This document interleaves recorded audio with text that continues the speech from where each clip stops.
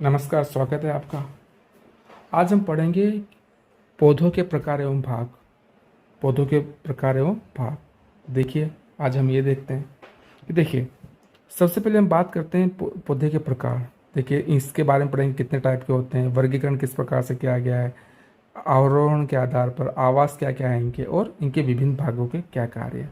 तो देखिए, सबसे पहले पौधों को बांटा गया है उनके आकार के आधार पर। उनके आकार के आधार पर उनको बांटा गया है। उनको इनके आकार के आधार पर इनको बांटा गया है। तो देखिए, इनके आकार के आधार पर कितने भागों में बांटा गया है।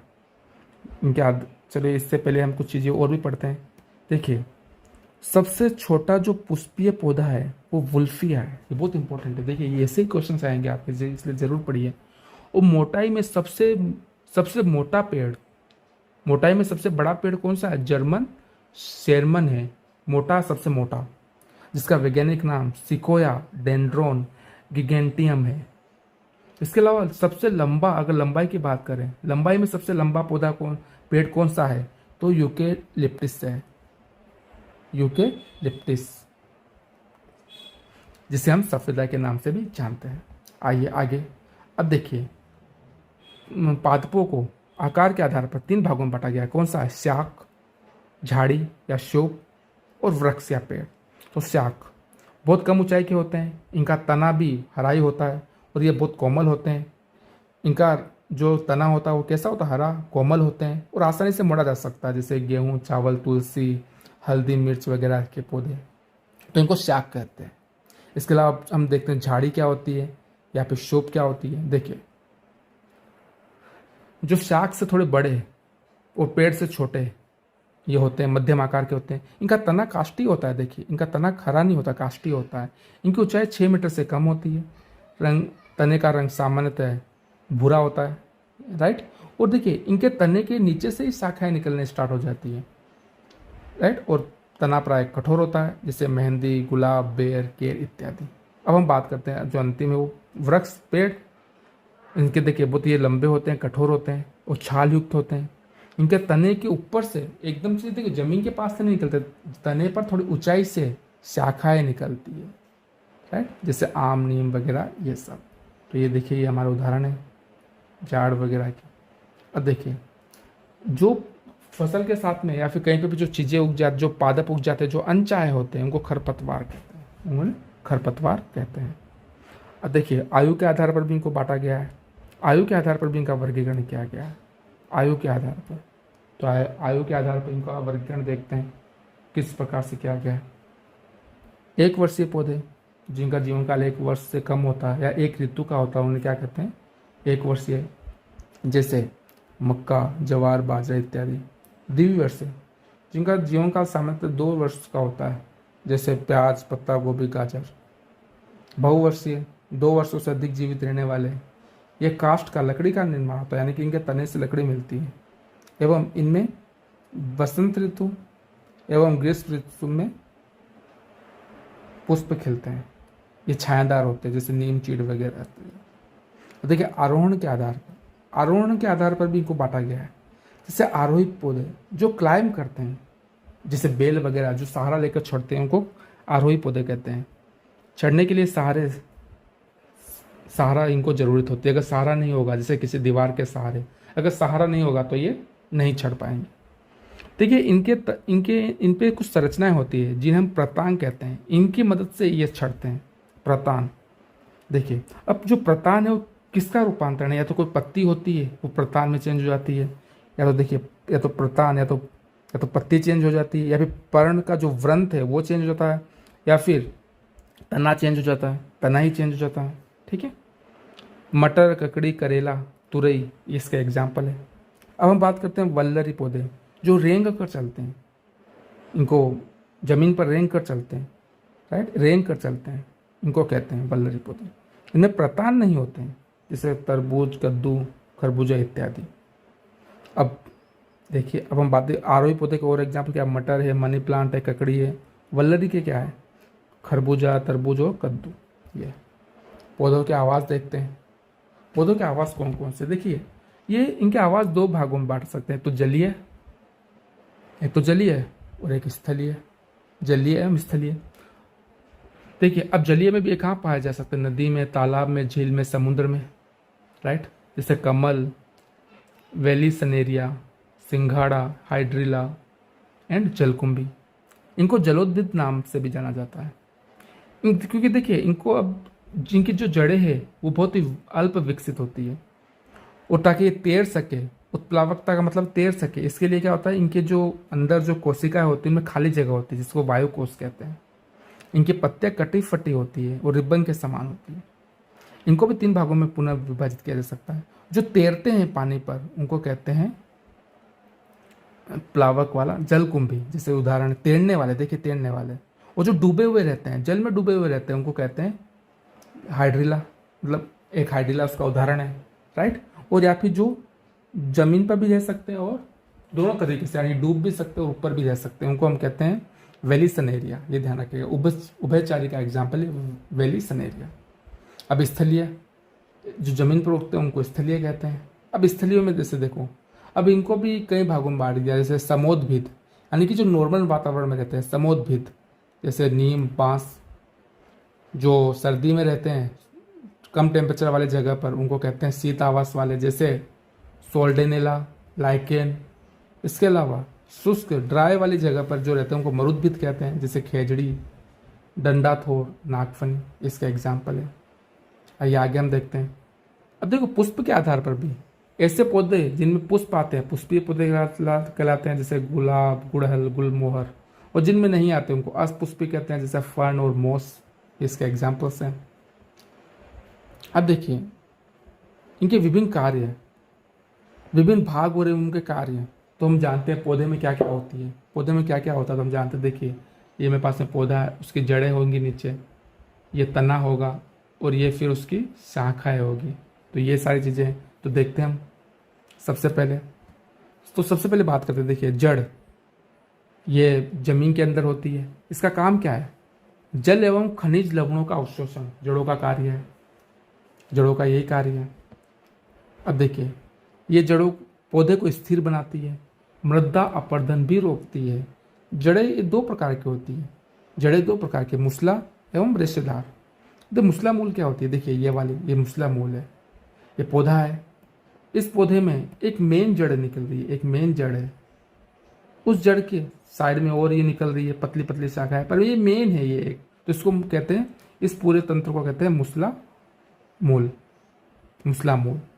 इसमें एक मुख्य जड़ होती है, जैसे मैंने यहाँ पर बनाया मुख्य है, और पार्श्व में साइड में और जड़ें निकली रहती है छोटी छोटी, तो इसे मूसला मूल कहते हैं, आम, नीम वगैरह इत्यादि में।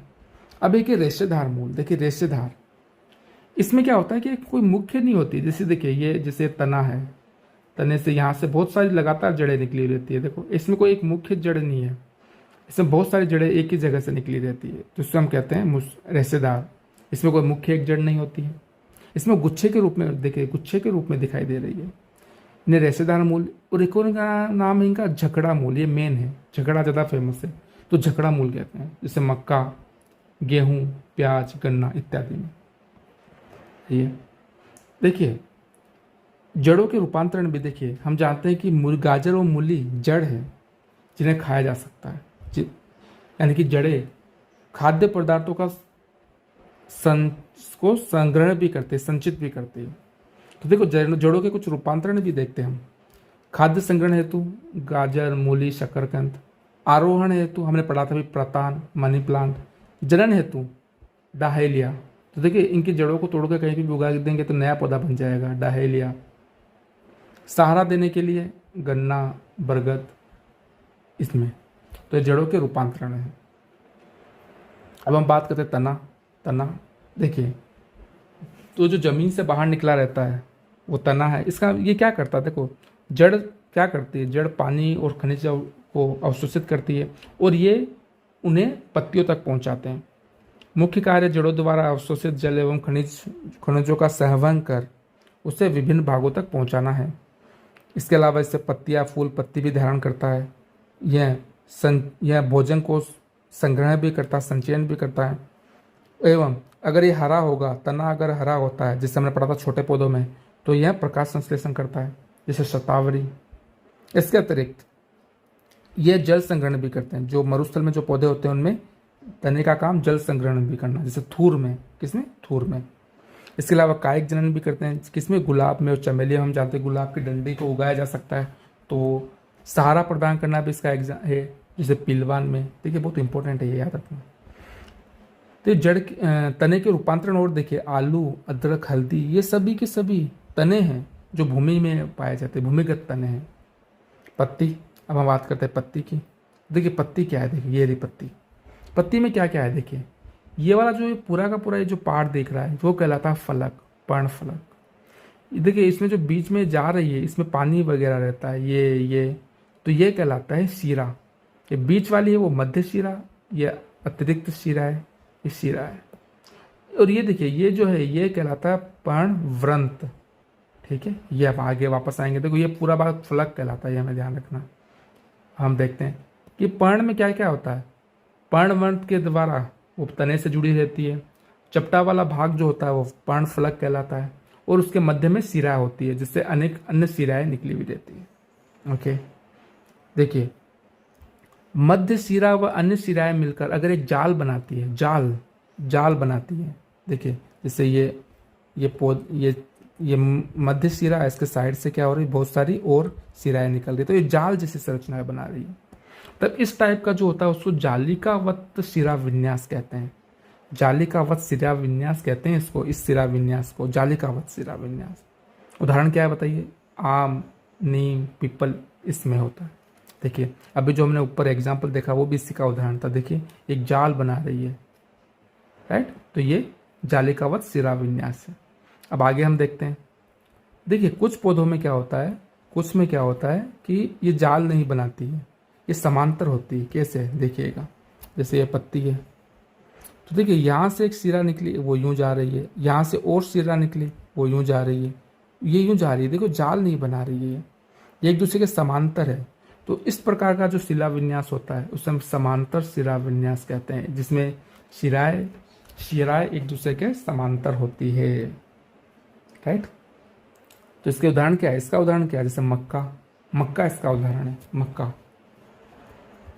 पत्ती के कार्य क्या है, देखिए पत्ती के कार्य क्या है, यह प्रकाश संश्लेषण करती है, हम जानते हैं। जल, कार्बन डाइऑक्साइड, प्रकाश एवं पर्णहरित की सहायता से भोजन का निर्माण प्रकाश संश्लेषण कहलाता है। तो देखिए प्रकाश संश्लेषण की क्रिया को निम्न समीकरण से लिख सकते हैं। कार्बन डाइऑक्साइड वो किसमें चेंज हो रही है, कार्बोहाइड्रेट में, खाने में। जल ऑक्सीजन में बदल रहा है, कहाँ पर हो रहा है, पर्णहरित में, और किसकी मदद से, सूर्य के प्रकाश की मदद से।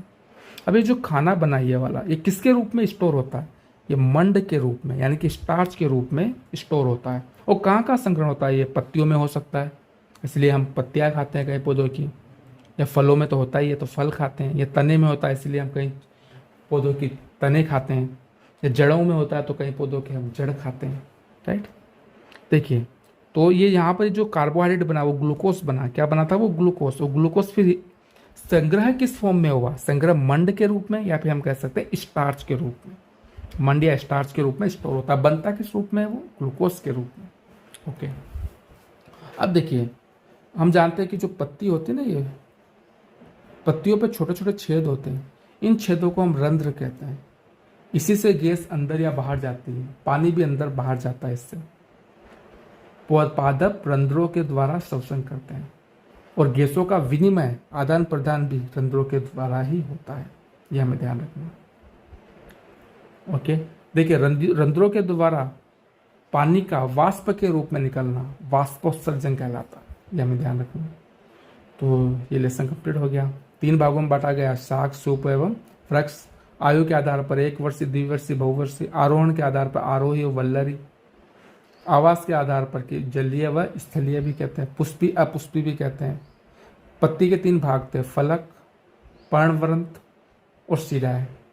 पत्तियां क्या करती है, प्रकाश संश्लेषण करती है, और देखिए मैंने बोला था श्वसन भी करती है, गैसों का आदान प्रदान। इसके अलावा इससे पानी वाष्प के रूप में निकलता है, जिसको वाष्पोत्सर्जन कहते हैं। प्रकाश संश्लेषण भी पत्तियां ही करती है। प्रकाश संश्लेषण में वो क्या यूज में लेती है, देखिए वो CO2 यूज में लेती है, कार्बन डाइऑक्साइड, वो जल एवं प्रकाश की उपस्थिति में। ओके, खाना जो बनता है वो ग्लूकोज की फॉर्म में बनता है, लेकिन स्टोर किस फॉर्म में होता है, स्टार्च की फॉर्म में, मंड की फॉर्म में। जड़ें कितने प्रकार के होते हैं हमने पढ़ा था, मूसला मूल एवं झकड़ा या फिर रेशेदार मूल। आगे देखिए कुछ क्वेश्चंस देख लेते हैं इसके क्या लिखे हुए हैं। एक वर्षीय कौन है? गेहूं है। आकार के आधार पर हमने कितने भागों में बांटे थे? 3 भागों में। कौन सा? शाख, झाड़ी एवं वृक्ष, पेड़। जलीय कौन सा है? तो जलकुंभी जलीय है। आकार के आधार पर शाख, झाड़ी व वृक्ष में बांट सकते हैं। गैसों का आदान प्रदान श्वसन किससे होता है? रंध्रों के द्वारा होता है। छड़ने के लिए क्या यूज में लेते हैं? प्रतान यूज में लेते हैं। जड़ें 2 प्रकार की थी, मूसला एवं झकड़ा। उम्मीद है आपको पसंद आ रहा होगा। अगर पसंद आ रहा है तो लाइक कीजिए, सब्सक्राइब कीजिए और हमें अपने जो भी आपके अनुभव है उसके बारे में अवगत कराइए। Thank you very much.